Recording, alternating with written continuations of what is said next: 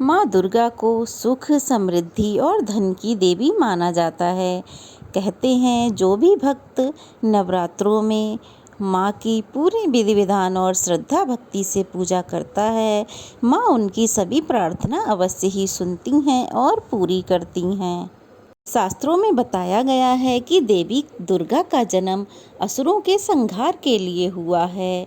जब दैत्यों के राजा महिषासुर ने पृथ्वी लोक के साथ साथ स्वर्ग लोक में भी उत्पात मचा रखा था। दैत्यराज महिषासुर अत्यंत बलशाली था, उस पर किसी भी अस्त्र शस्त्र का प्रहार नहीं हो रहा था। देवताओं के लिए उससे युद्ध करना असंभव हो रहा था। महिषासुर को ब्रह्मा जी का वरदान प्राप्त था। पौराणिक कथाओं के अनुसार महिषासुर एक असुर था। महिषासुर के पिता रंभ, वह भी एक असुर था। उसका पिता एक बार महेश यानी कि भैंसे से प्रेम कर बैठा, जिससे महिषासुर का जन्म हुआ। तो महिषासुर अपनी इच्छा अनुसार कभी भी भैंसे का और कभी भी इंसान का रूप धारण कर सकता था। महिषासुर भैंसे के समान काला और बहुत अधिक बलशाली था। उसने अपने आप को सबसे शक्तिशाली बनाने के लिए ब्रह्मा जी की कई वर्षों तक तपस्या की। ब्रह्मा जी उसकी तपस्या से प्रसन्न हुए और उसको दर्शन देकर कहा, महिषासुर, मैं तेरी तपस्या से प्रसन्न हूँ, आंखें खोल और मांग, तुझे क्या चाहिए। तो महिषासुर ने आंखें खोली और कहा, हे ब्रह्मदेव, मुझे अमरता का वरदान चाहिए, मुझे अमर होना है।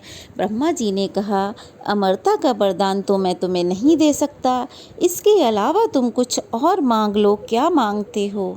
तब महिषासुर ने कहा, हे ब्रह्मदेव, मुझे ऐसा वरदान दो जिससे कि मेरा वध किसी भी देवता या राक्षस के हाथों ना हो, मेरा वध एक कुंवारी कन्या के हाथों ही हो, अन्यथा और किसी के हाथों नहीं। महिषासुर को ऐसा वरदान देकर ब्रह्मा जी वहाँ से अंतर्ध्यान हो गए।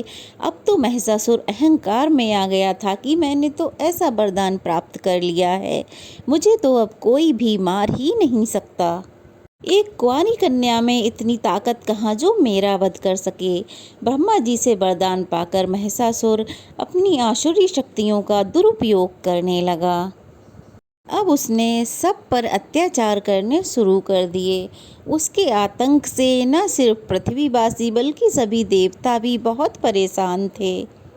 वह बेवजह मनुष्यों को मारने लगा और देवताओं को परेशान करने लगा। इससे चारों ओर अधर्म की स्थापना हो गई। वह धर्म का कोई मूल्य नहीं रहा। उसने पृथ्वी पर आतंक मचाने के बाद इंद्र की नगरी अमरावती पर भी आक्रमण कर दिया। उसने सभी देवताओं को पराजित कर दिया। उसकी आसुरी शक्तियों के सामने कोई भी नहीं टिक पा रहा था। सभी देवों की प्रार्थना से त्रिदेवों यानी कि ब्रह्मा, विष्णु, महेश की शक्तियों से एक शक्ति निकली। उस शक्ति को रूप देने के लिए सभी देवताओं ने अपना अपना योगदान दिया, जिससे देवी के भिन्न भिन्न अंग बने। माँ दुर्गा की उत्पत्ति होने के बाद उनके असुरों पर विजय प्राप्त करने के लिए अपार शक्ति की जरूरत थी।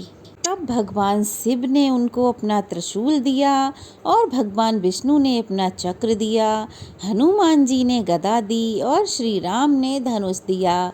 अग्नि से शक्ति व बाणों से भरे हुए तरकस, वरुण ने दिव्य शंख दिया, प्रजापति ने स्फटिक मणियों की माला दी, लक्ष्मी जी ने कमल का फूल, इंद्र ने वज्र, शेषनाग ने मणियों से सुशोभित नाग, वरुण देव ने पास व तीर, ब्रह्मा जी ने चारों वेदों तथा हिमालय पर्वत ने उनका वाहन सिंह दिया।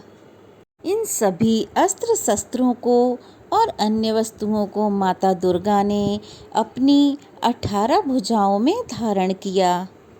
माँ दुर्गा का ये विशाल और भव्य स्वरूप असुरों में भय पैदा करने वाला था। माँ दुर्गा के पास सभी देवी देवताओं की शक्तियाँ थीं।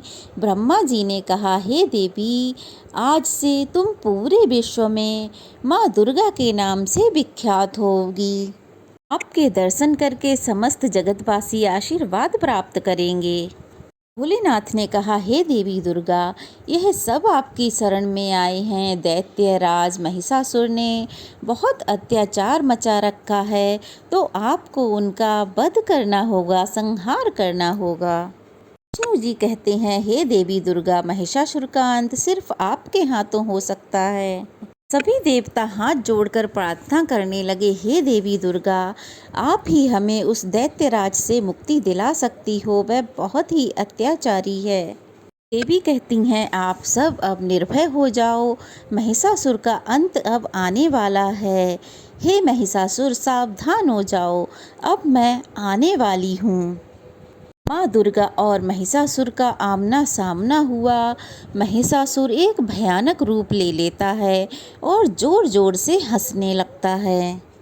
जोर जोर से हंसते हुए कहने लगता है, स्त्रियों के हाथों में तो केवल चूड़ी कंगन ही शोभा देते हैं, ऐसे भारी भारी अस्त्र शस्त्र शोभा नहीं देते। आओ, तुम मेरे पास आओ, मैं तुम्हें अपनी पटरानी बनाकर रखूँगा। तुम्हें युद्ध करने की कोई ज़रूरत नहीं है, तुम मेरी पटरानी बनकर रहो। ऐसा कह के हंसता है। तब देवी दुर्गा कहती हैं, दुष्ट, तू मुझे जानता नहीं है, मेरा नाम देवी दुर्गा है। तूने स्त्रियों की शक्ति को अभी तक समझा नहीं है, मैं तुझे दंड देने आई हूँ। फिर महिषासुर जोर जोर से हंसते हुए कहता है, हे मूर्ख स्त्री, क्या तुझमें इतना बल है जो तू मुझसे युद्ध कर सके?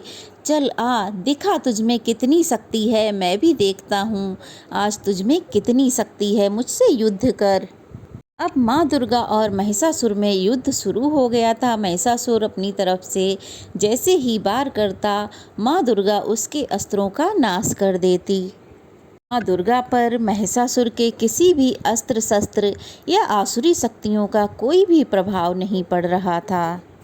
अब तो महिषासुर विचलित होने लगा। महिषासुर ने भैंसे का रूप धारण किया।